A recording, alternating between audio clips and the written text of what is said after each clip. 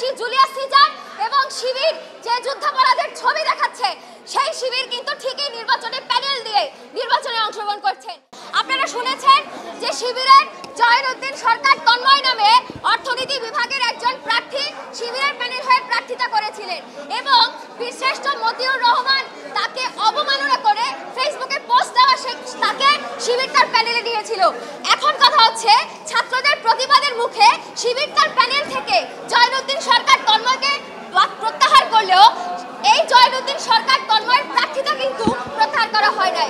এবং একই যুক্তিতে শিবির এই 5ই আগস্টের ক্যাম্পাসে যেভাবে করে মুক্তিযুদ্ধের বিরোধী যে রাজাকারদের ছবি প্রদর্শন করেছে, এখনো পর্যন্ত এই শিবিরের প্যানেল কি করে এখানে নির্বাচনে অংশগ্রহণ করে সেই প্রশ্নগুলো আমরা করেছিলাম।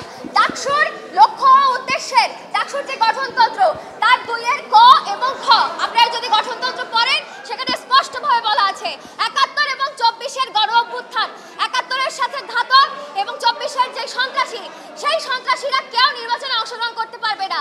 কিন্তু আমরা দেখলাম ছাত্রলীগের সন্ত্রাসী জুলিয়াস সিজার এবং শিবির যে যুদ্ধাপরাধের ছবি দেখাচ্ছে, সেই শিবির কিন্তু ঠিকই নির্বাচনে প্যানেল দিয়ে নির্বাচনে অংশগ্রহণ করছেন। এই স্বতন্ত্র নাম করা জুলিয়াস সিজার এবং শিবির যুদ্ধাপরাধীদের ছবি দেখানো শিবির, তারা কিন্তু ঠিকই এই ডাকসুর গঠনতন্ত্রের 2-এর 1 এবং 2-এর 2 ক এবং খ এই দুইটা পয়েন্টকে ভায়োলেট করে নির্বাচনে অংশগ্রহণ করছে এবং প্রশাসন তাদেরকে সেখানে প্রশ্রয় দিচ্ছেন।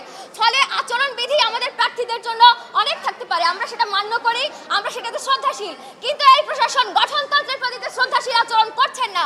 আমরা সেটার প্রতিবাদ জানাতে এসেছি, কিন্তু প্রশাসন আমাদের কোনো কথা শোনেন নাই, প্রশাসন কোনো প্রার্থীর কোনো কথাই এখানে গ্রাহ্য করলেন না। ফলে নির্বাচনের আয়োজনের ক্ষেত্রে প্রশাসন কি কত পরিমাণ গণতান্ত্রিক আচরণ আমাদেরকে দেখাতে পারবেন সেটা নিয়ে আমরা সন্দিহান, সেটাই আপনাদের বলা ছিল। সবাইকে ধন্যবাদ।